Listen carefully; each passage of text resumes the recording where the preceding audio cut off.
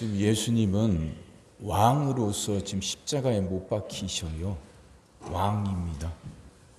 근데 그 왕이신 예수님을 사람들이 알아보지 못해요. 멸시하고 조롱합니다.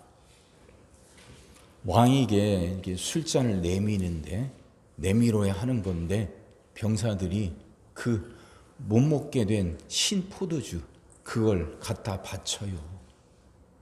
예수님 뒤에는 큰 이렇게 휘강이 있어야 되는데 그 예수님이 십자가 위에는 그 팻말, 죄인이란 팻말만 붙이고 있죠.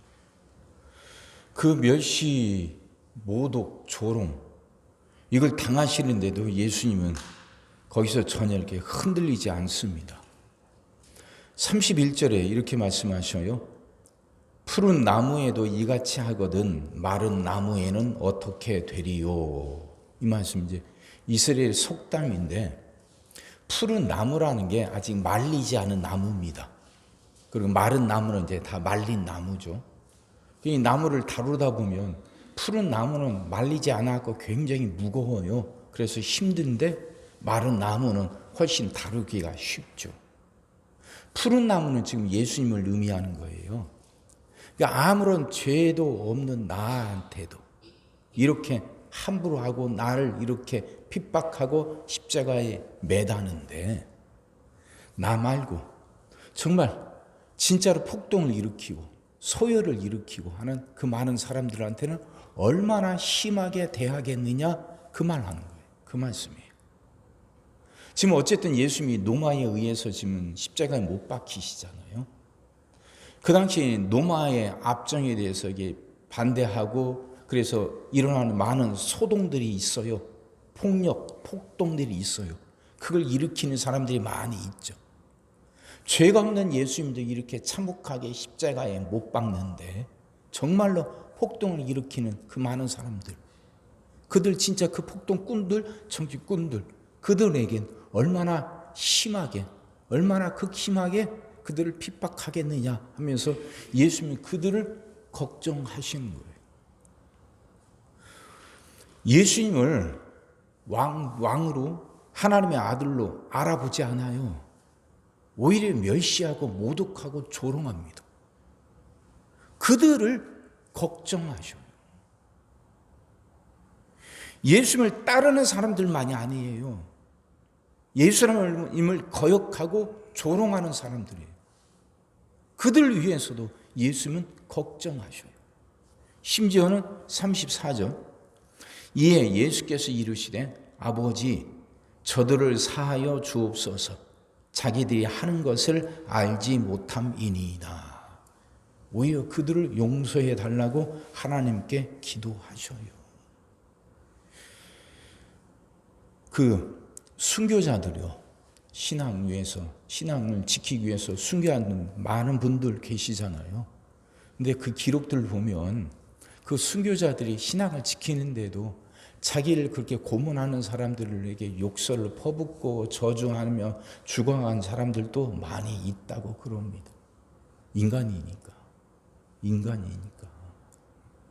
그 자기를 고문하는 그 사람들, 그 신앙 때문에 신앙을 지키려고 그래서 고문 당하지만 그 당하는 고문이 이게 말로 다 할 수 없는 거잖아요. 이게 표현할 수 없는 그 참혹한 고통이잖아요. 신앙을 지키는 순간 뜻은 있지만 지금 당장 당하는 그 몸, 육체로 느끼는 이 고통이 너무 심하니까 자기를 고문하는 사람들을 그렇게 저주를 하기도 한단 말이에요. 보통 그런데요. 근데 예수님은 그렇지 않으셔요. 저들을 용서해 달라고 기도하셔요. 무엇 때문에? 사랑이란 거예요. 사랑. 예수님의 그 큰 사랑에는 그래 예수님을 믿는 사람들만 포함된 건 아니에요. 예수님을 믿지 않는 사람들에게도 그들도 포함돼요. 그들에게도 기회가 주어져요. 그들도. 예수님은 그들을 위해서도 지금 기도하시는 거예요. 저들을 사하여 주옵소서. 저들을 용서하여 주옵소서. 지금 저들이 하는 짓이 무엇인지 지금 자기들이 뭔 일을 하고 있는지조차도 모르면서 그 예수님을 모독하고 핍박하는 그들까지도 외면하지 않고 품으신다. 자, 그 예수님 옆에 또 다른 강도 2명이 같이 못 박혔습니다. 근데 그 둘이 어떻게 다른지 아시잖아요. 그 중에서 왼편에 있는 사람은 그 예수님을 여전히 모독합니다. 조롱합니다. 네가 정말 그리스도라면 너와 우리를 같이 구원해달라. 구원해보라고. 너나 우리나 똑같이 십자가에 못 박혔는데 네가 정말 그리스도 하나님의 아들이라면 너도 구원하고 우리도 구원해보라고 멸시하고 조롱합니다. 그때 오른쪽에 있는 사람은 그를 꾸짖죠. 그래서 오른쪽에 있는 사람은 알아봐요. 42절 이르되 당신의 예수여 당신의 나라에 임하실 때 나를 기억하소서 이런단 말이에요. 지금 예수님이 당하신 것은 그게 그런 만한 죄가 없다는 거죠. 지금 자기가 십자가에 못 박힌 것은 마땅히 자기가 행한 일에 마땅한 그 벌을 받는 거지만 예수님은 죄가 없다는 거죠. 41절 우리가 행한 일에 상당한 보응을 받는 것이니 이에 당연하거니와 이 사람이 행한 것은 옳지 않은 것이 없느니라 하고 예수여 당신의 나라에 임하실 때 나를 기억하소서 하죠. 마지막 기회 아닙니까? 양쪽에 못 박힌 그 두 강도 그들에게 마지막 기회예요. 둘 다 그 예수님이 하신 일을 똑같이 봤어요. 십자가에 못 박히기 위해서 끌려오시고 재판받고 십자가에서 지금 하시는 말씀까지 다 봤어요. 근데 한 사람은 그게 뭔지 알아보고 한 사람은 여전히 그게 뭔지 몰라요.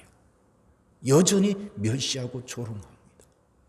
십자가에서 나도 이런 고통을 당하는데 죄가 정말로 그렇게 그 폭동을 일으키며 하는 사람들이 당할 고통을 생각하니까 가슴이 아파.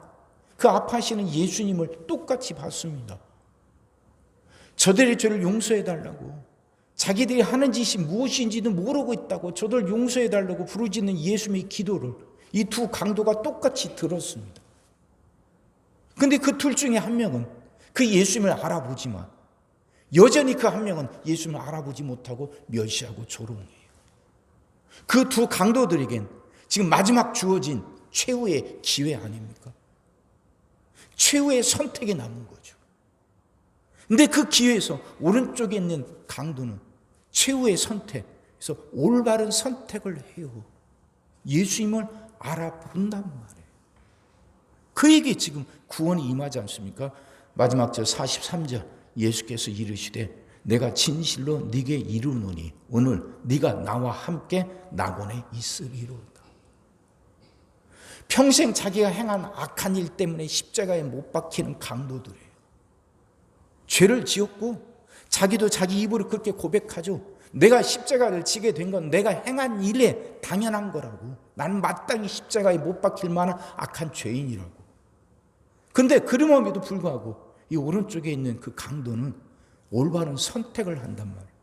예수님을 알아본단 말이에요. 그렇게 예수님을 알아본 그에게, 그 예수님의 사랑이 뭔지 깨달은 그에게는 그 즉시로 구원이 임해요. 근데 똑같은 것을 보고 똑같은 예수님의 기도를 들었는데도 왼쪽에 있는 강도는 여전히 알아보지 못해요. 여전히 깨닫지 못해요. 그래서 그 예수님을 멸시하고 조롱하다가 자기도 십자가에 못 박혀서 그 큰 고통을 당하면서도 그 예수님을 멸시하고 조롱하다가 그는 멸망당하고 말죠. 사랑하는 성도 여러분, 우리는 어떠냔 말이에요. 우리는 알아보고 있습니까? 그 예수님의 큰 사랑이 가슴에 느껴집니까? 정말 그 예수님이 나를 위해서 죽으셨다는 게 믿어집니까? 그게 믿어집니까?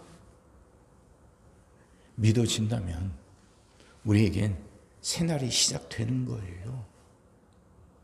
내 죄가 씻어졌고 내 발목을 붙잡고 있던 죄의 사슬이 끊어진 걸 믿는다는 거니까. 예수님이 나를 대신해서 죽으셨다는 걸 믿는다는 말의 의미는 내 발목을 붙잡던 죄의 사슬이 끊어졌다는 걸 믿는다는 것이거든요. 죄의 사슬이 끊어졌다고 하는 말은 내 삶이 다시 시작될 수 있다는 걸 의미하는 거예요.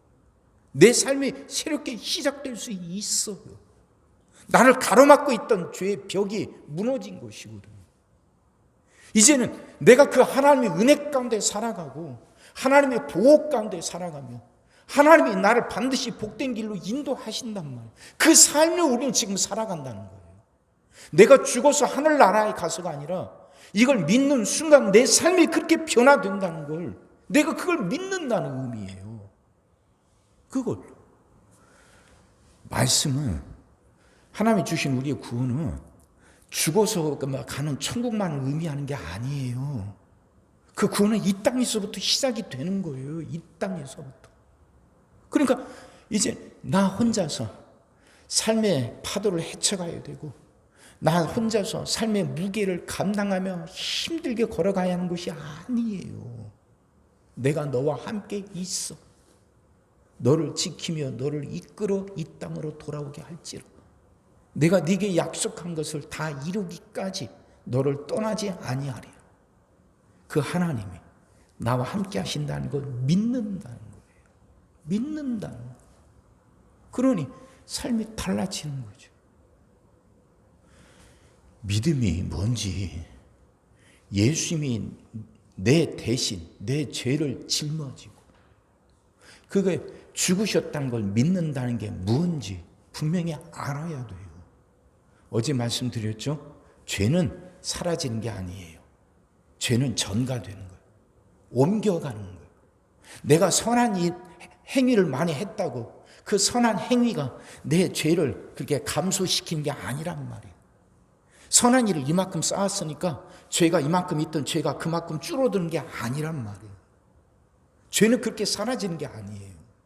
죄는 옮겨가는 거라니까. 그래서 내 죄가 예수님에게 옮겨간 거예요. 그 순간 나를 억누르고 나를 억압하고 나를 붙들고 있던 죄가 사라졌으니 삶이 달라지는 거예요. 이걸 깨닫는 거예요. 이걸. 십자가의 강도는 오른쪽의 강도는 그걸 깨달았어요. 십자가 지시면서도 그 모진 고통 속에서도 멸시와 조롱 속에서도 여전히 흔들림 없이 왕과 같이, 그 단단한 그 왕과 같이 우뚝 서서 자신을 멸시하고 조롱하는 사람들까지 품으며 그들의 죄를 용서해 달라고 기도하시는 예수님. 그 예수님을 보면서 오른쪽에 있는 강도는 깨달았죠. 이분이 진짜라고, 그리스도라. 나를 구원해 달라고 외칠 때 예수님은 그에게 구원을 허락하십니다. 사랑하는 성도 여러분, 우리에게도 볼 줄 알고 들을 줄 알고 올바른 걸 선택할 수 있는 그 지혜를 달라고 기도합시다. 그 주님이 내 십자가에 내 죄를 대신해서 십자가에 죽으셨다는 것, 그래서 내 죄가 사라졌다는 분명한 의미, 이걸 이제 깨닫고 내게 새롭게 허락하신 그 새날을 살아가게 해달라고. 나 혼자가 아니라 이제 주님이 함께 하시고 그래서 내 삶을 복된 길로 인도하신다는 분명한 믿음, 이걸 갖고 살아가게 해달라고 기도하자고요. 그 은혜 가운데 살아가는 여러분 다 되시기를 주의 이름으로 축원합니다. 기도하겠습니다. 사랑의 주님, 말씀이 이해가 되게 하시고 깨달아지게 하시고 은혜가 되게 하여 주옵소서. 정말 평생 죄를 지었고 그 자기가 행한 악한 일 때문에 당연하게 못 박히는 강도지만 그 오른쪽에 있는 강도는 마지막 순간에 예수님을 알아봤습니다. 그분이 진짜 그리스도이심을 깨닫고 그 믿음을 고백한 순간 그에게 구원이 임했습니다. 하나님, 참으로 주님이 내 죄를 대신해 십자가에 짊어지셨다는 십자가에 못 박히셨다는 그 말의 의미가, 그 사건의 의미가 무엇인지 이제 분명히 깨닫게 하여 주옵소서. 그 오른쪽 강도에게 주셨던 그 은혜, 깨닫는 그 은혜를 우리에게도 주시사 이젠 그 십자가 이후에 주어지는 복된 삶을 우리들이 살아가게 하여 주옵소서. 흔들림 없이, 의심 없이 그런 삶을 살아갈 수 있도록 우리에게 믿음을 더하여 주옵소서. 분명히 믿게 하여 주옵시고 분명히 깨닫게 하시사 하나님이 허락하시는 그 복된 삶을 분명히 살아가게 하여 주시옵소서. 이제는 우리 주 예수 그리스도의 은혜와 아버지 하나님의 무한하신 사랑하심과 성령님의 감동, 감화, 위로, 역사, 교통하심이 예수님의 십자가 죽음의 그 의미를 분명히 깨닫고 이제는 언제나 나와 함께 하시며 나를 생육하고 번성하며 정복하고 다스리며 살아가는 그 복된 삶으로 인도하시는 그 하나님 붙들고 살아가겠노라 다짐하고 그럴 수 있도록 하늘로부터 은혜 있기를 소망하는 모든 성도들 머리 위에와 그들의 가정과 일터 위에 지금으로부터 영원토록 함께 하시기를 간절히 축원하옵나이다. 아멘.